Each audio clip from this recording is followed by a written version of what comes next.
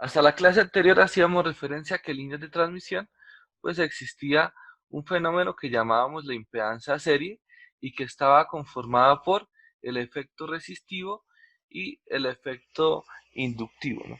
Analizamos lo que era entonces el efecto resistivo de una forma particular y es que lo estamos analizando en términos de un fenómeno distribuido. ¿Qué es un fenómeno distribuido? Entonces, el fenómeno distribuido es que no estamos analizando el sistema como un todo, sino que si el sistema mide, por decir algo, 20, 200, 30, bueno, un número de kilómetros significativo, lo que estamos haciendo es a partir de la distribución y de un material en específico.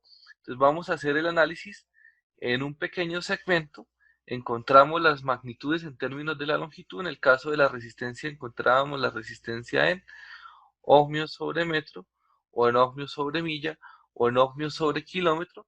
Y eso implica que estamos analizando un pequeño segmento. ¿De qué utilidad sirve analizar un fenómeno distribuido? Pues que analizamos un pequeño segmento del fenómeno y después lo replicamos, que en el caso de la resistencia lo multiplicamos por la longitud y podríamos encontrar entonces el valor completo del sistema para ya analizarlo como un sistema concentrado con una única resistencia con la cual se va a solucionar el problema. En el caso de la reactancia inductiva vamos a hacerlo de la misma forma, es decir, vamos a tomar el mismo análisis como un fenómeno distribuido en un principio que nos da pues un error relativamente bajo. Vamos a solucionar el problema, vamos a analizar cómo es el comportamiento de la inductancia a partir de esta distribución y vamos a obtener ecuaciones generales para el objetivo final que sería un sistema trifásico. Eh,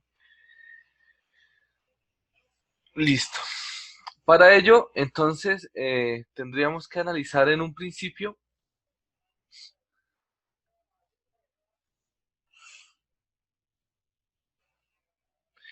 que la inductancia, el flujo magnético concatenado por amperio, esa es la definición más aproximada.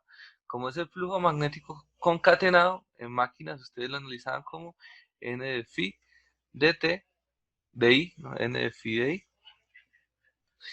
¿Y qué nos está expresando esto? Entonces, en esencia, lo que sucede es que tenemos una bobina, ¿cierto? Que cuando se conecta un voltaje cambiante en el tiempo, ¿qué sucede en la bobina? Sucede que aparece una corriente cambiante en el tiempo.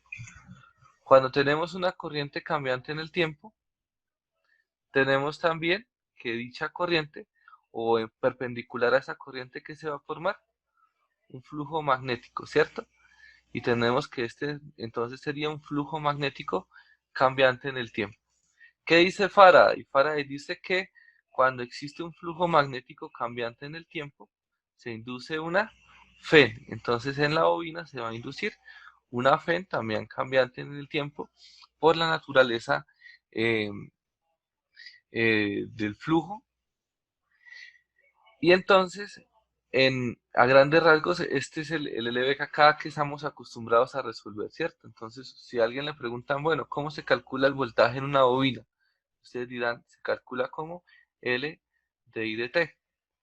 Resulta que este voltaje en la bobina es una FEN inducida. ¿Por qué? Porque esa FEN es derivada de esta ecuación. Entonces la FEN se calcularía como, eh, al ser el flujo magnético concatenado, implicaría tener N en esta ecuación, N de phi de T, y podemos multiplicarlo por el efecto que sería de I de I. Y entonces el despeje nos va a quedar que la FEN sería N de phi de t, sí, pero expresemos este término como de i multiplicado por de i de t, ¿no?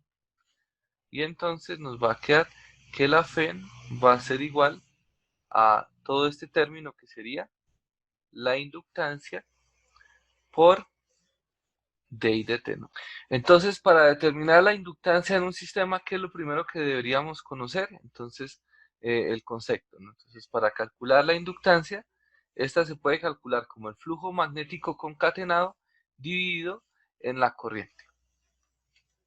Sería la forma de determinar, ¿no?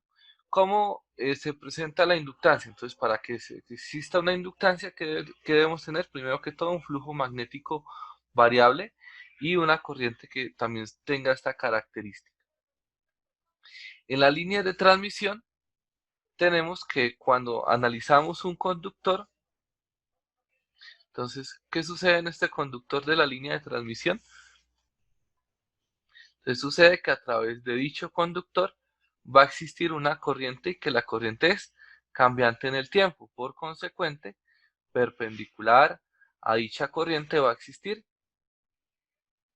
un campo magnético, es decir, que vamos a tener un flujo que es cambiante en el tiempo y que es perpendicular a dicha corriente. Entonces vamos a hablar que desde ese punto de vista, en lo que es un único conductor, va a aparecer una inductancia que es la inductancia propia, ¿cierto? Y que esa inductancia propia pues va a depender del flujo magnético concatenado por ese único conductor. Ahora, ¿qué sucede? Que en los sistemas de transmisión tenemos más de un conductor.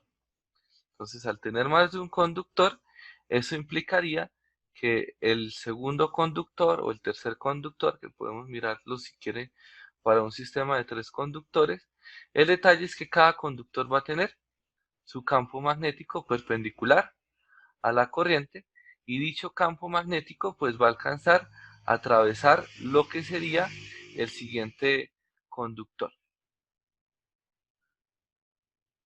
Es decir, que si analizamos el conductor, por decir algo, digamos que esta es la fase A, el conductor de la fase A, entonces tenemos que tiene un campo magnético propio, que tiene un campo magnético eh, de la fase B y que tiene un campo magnético de la fase C. Es decir, que al final cuando calculemos el fenómeno inductivo, se debe analizar que dicho campo magnético concatenado, que es la definición, pues va a también depender de los otros valores, ¿no? En términos coloquiales, nosotros normalmente expresamos y dividimos los fenómenos, primero analizamos la inductancia propia y después determinamos cómo son las inductancias mutuas para solucionar este problema, pero a grandes rasgos se puede solucionar también determinando desde un principio el flujo magnético neto, el flujo magnético concatenado en este conductor y dividirlo en la corriente y tendríamos la inductancia vista para este conductor. Recuerden que al final los modelos equivalentes siempre van a ser modelos equivalentes por fase, es decir, que vamos a intentar representar una inductancia para la fase A, una inductancia para la fase B y una inductancia para la fase C. Y entonces la solución no es simplemente encontrar la inductancia para un conductor, sino encontrar la inductancia para los tres, que pues el sistema debe modificarse y debe garantizar que las 3 inductancias sean iguales, pero esto va a depender directamente del espaciamiento que cuenten los conductores entre sí.